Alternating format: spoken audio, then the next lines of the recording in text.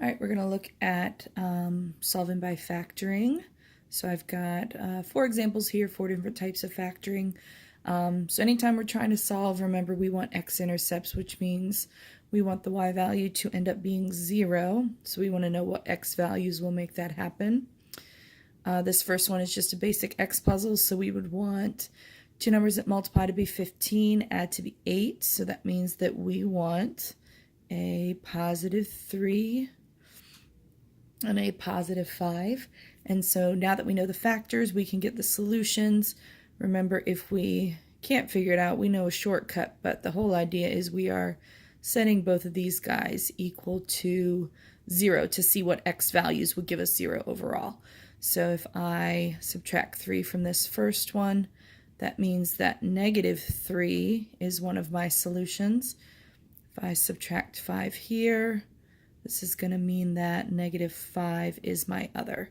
So remember that whatever your factors are, we just take the opposite signs to be the actual solution. So on the graph, I would actually cross at negative 3 and negative 5 if I had graphed this quadratic. The second one here, we have a difference of squares. So we can still do the same thing. We're looking for where y is equal to 0. This one is simply just x plus 5, x minus 5, follows that pattern that we learned. And again, versus having to do all of this, I can just do my shortcut of doing my opposite sign. So one of my x-intercepts would be negative 5. The other x-intercept would be positive 5. Okay. Down here we have just a GCF one, so not X puzzle or anything like that. We have a GCF of x, and when we divide out the x, we're left with x minus 10. So this x means that we would cross at the origin. We have 0 as one solution, and then this x minus 10 means we have positive 10 as our other x-intercept. All right, last one is a SMAG one.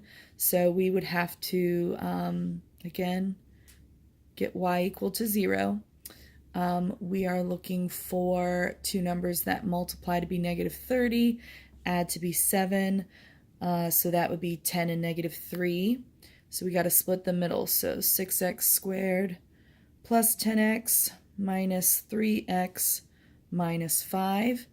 We're going to group together the first two and second two. So these first two have a GCF of 2x, and when I pull that out, that's going to leave me, not x, that's going to leave me 3x plus 5.